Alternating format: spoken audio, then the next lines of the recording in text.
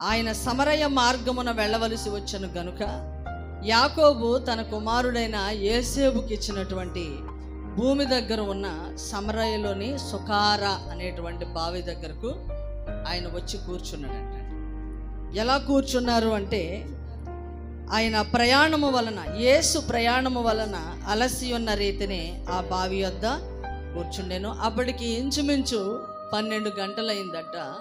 12 గంటలు అయ్యేసరికి 12 గంటలకి అక్కడికి ఒక స్త్రీ నీళ్ల కొరకని వచ్చింది.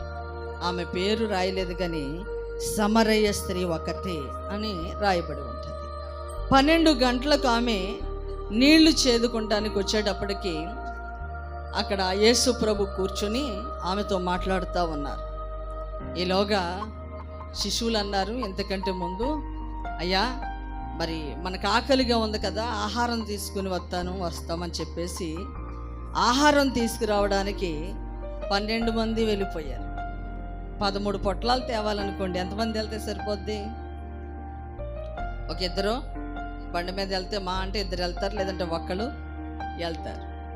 యేసు ప్రభువును వదిలేసి వాళ్ళు ఏం చేశారంటే 12 మంది కూడా వెళ్ళిపోయారు. మనకి పరమానంద శిశువులని ఒక కథ వచ్చేది. ఆ పరమానంది గారు అంటారు శిశువులతో, వెళ్ళి సూది తేండ్రా అంటారు. ఏం తెమ్మన్నారంట? సూది తెమ్మంటారు. సూది పట్టుకొస్తా సూది పట్టుకు రావడానికి 12 మందో మరి 10 మందో శిశువులు మొత్తానికి వెళ్ళిపోయారు.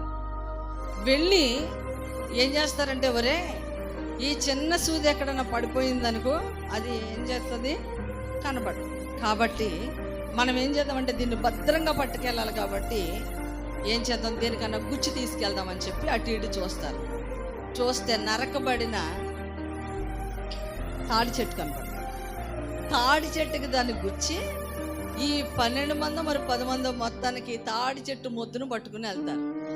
ఏంట్రా సూది తెమ్మంటే ఇంత పెద్ద మొద్దు తీసుకొచ్చారని అడిగితే వాళ్ళు అంటారు, గురువు గారు సూది ఎక్కడన్నా పడిపోతుందని తాడి చెట్టు ముద్దు గుచ్చుకొని వచ్చామంట. చూసారండి ఎంత తెలివితేటలు.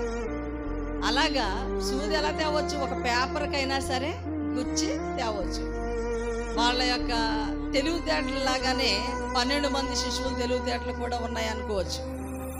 13 పొట్లాల ఆహారం తీసుకురావడానికి యేసు ప్రభును వదిలిపెట్టి 12 మంది వెళ్ళిపోయారు. ఒకళ్ళు వస్తానంటే ఒకళ్ళు వెనకాల ఒకళ్ళు, మొత్తానికి ఆయన వదిలేసి వెళ్ళిపోయారు.